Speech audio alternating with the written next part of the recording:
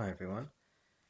So I wanted to read you some quotes from a text that was written by Sri Ramana Maharshi. The text is called, in English, it's called Self-Inquiry, and it's one of the earliest works of Sri Ramana's. The original name of the text was Vichara Sangraham. As I said, it's translated in English as self-inquiry, but the actual meaning, Vichara, means inquiry or investigation, and Sangraham means it means like a collection or a compendium or a bringing together of some kind. So Vichara Sangraham is a bringing together or collection of teachings or quotes about inquiry. And what is implied by the word vichara or inquiry in the spiritual context is self-inquiry. So this text is a collection of teachings on self-inquiry. And it takes the form of questions and answers. And I'd like to read to you question and answer number 36. And here the question is asking this question.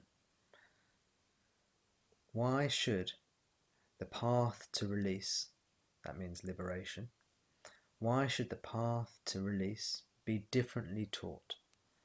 Will it not create confusion in the mind of aspirants or seekers? So it's a good question. The question is saying, why are there so many different teachings? Doesn't this just create confusion for seekers? Here is Ramana's answer. Ramana says, several paths are taught in the Vedas to suit the different grades of qualified aspirants. Yet, since release is but the destruction of the mind, all efforts have for their aim the control of mind.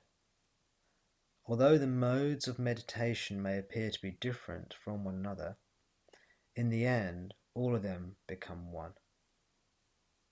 There is no need to doubt this.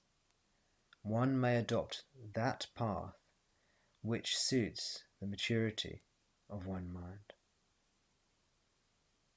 So it's really a beautiful answer. That's just the first part of the answer. He goes on for a few more paragraphs.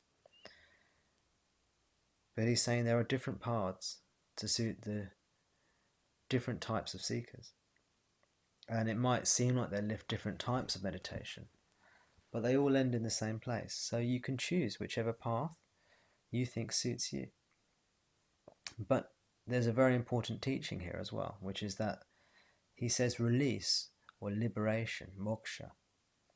Release is but the destruction of mind, and all efforts have for their aim the control of mind. So he's equating the control of mind and the destruction of mind. And we often see this in Ramana's teachings, that he uses similar phrases pretty much interchangeably, all as synonyms for liberation. I'm going to skip the next paragraph, which you can read. Again, I'll put the link for the full answer in the description, video description below, so you can see the full answer he gives there. But I'll skip past that for the purposes of this. He talks about the two main forms of spiritual practice, namely the path of yoga and the path of knowledge or jnana. The path of yoga and the path of jnana. And he compares the two.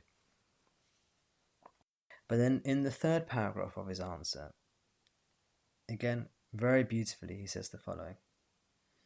He says, the mind should be made to rest in the heart till the destruction of the I thought, which is of the form of ignorance, residing in the heart.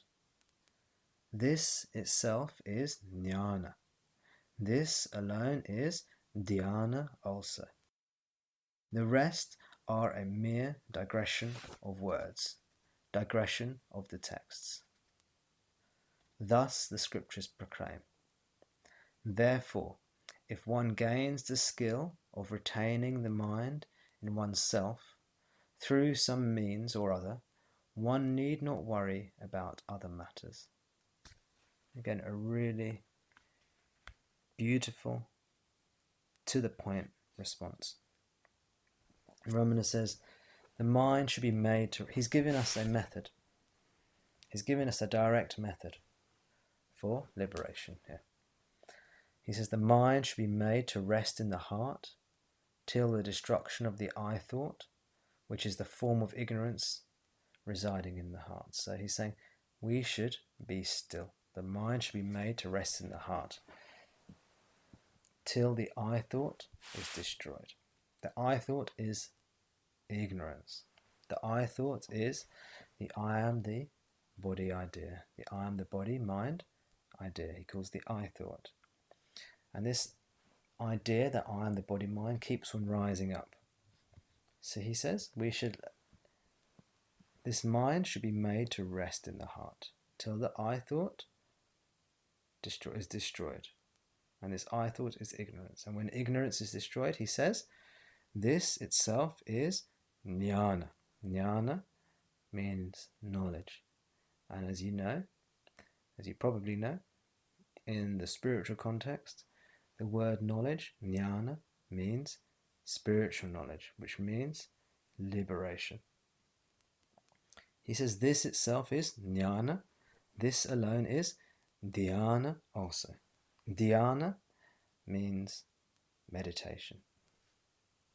And he says everything else is a mere digression of words, a digression of the texts. So everything else is a digression, means a distraction.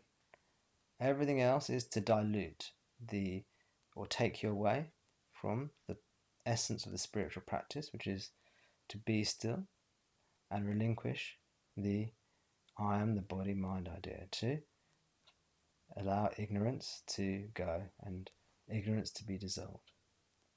Then he says, thus the scriptures proclaim. Means what he is saying is directly in line with the scriptures. And he says, therefore, if one gains the skill of retaining the mind in oneself through some means or other, means whichever way you can do it, it doesn't matter. If you can do this, then one need not worry about other matters. Which means this is the main thing. This is the main teaching. He says, thus the scriptures proclaim. I should mention that when I read this, it seemed to me quite obvious. And if anyone else has read the Upanishads, it should seem quite obvious that this is almost a direct quotation from the Upanishads, the Amrita Bindu Upanishad, and specifically. I'm just going to try and find a copy of the Amrita Bindu Upanishad. Here we go. I think it's something like verse 5. Yeah, verse 5. The verse 5 of the Amrita Bindu Upanishad. The mind should be prevented from functioning until it dissolves itself in the heart. This is jnana. This is dhyana. The rest is all mere concoction of untruth. The rest is mere argumentation and verbiage. So you can see the similarities between what Ramana has written, and it may well be a direct quote. It might just be the translation's different. I don't have the original. I don't have the original of Ramana's self-inquiry, although I do have the original of the Amrita Bindu Upanishad in Sanskrit. So again, I'll put a link to the Amrita Bindu Upanishad, just a few excerpts, so you can have a read of the context of that, should you wish to. I'll read a couple more quotes from that same answer. Actually, I'll just read 2 more paragraphs, very quick paragraphs for you. It says, the great teachers also have taught that the devotee is greater than the yogi. And here he's referring to the Bhagavad Gita, where the Bhagavad Gita says, of all yogis, only he who rests his unwavering mind and love in me is dear to me.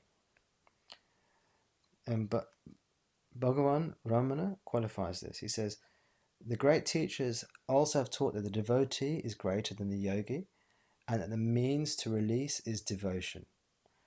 So he's saying the means to release is devotion. And then he says, well, what the question is, well, how can this be? And then he explains to the reader or the listener what devotion is. Ramana says, devotion, which is the nature of reflection on one's own self. So he's saying devotion is the way, but devotion is nothing other than to reflect on oneself, which is the same method again, to abide as the self. And this is referring to Shankara's writing in Vivekachudamani. Right at the beginning of Vivekachudamani, Shankara outlines a few qualities that the seeker ideally should have if the seeker wishes to attain liberation. And after listing these qualities, Shankara says the most important quality is devotion, bhakti. Here's what Shankara writes in Vivekachudamani.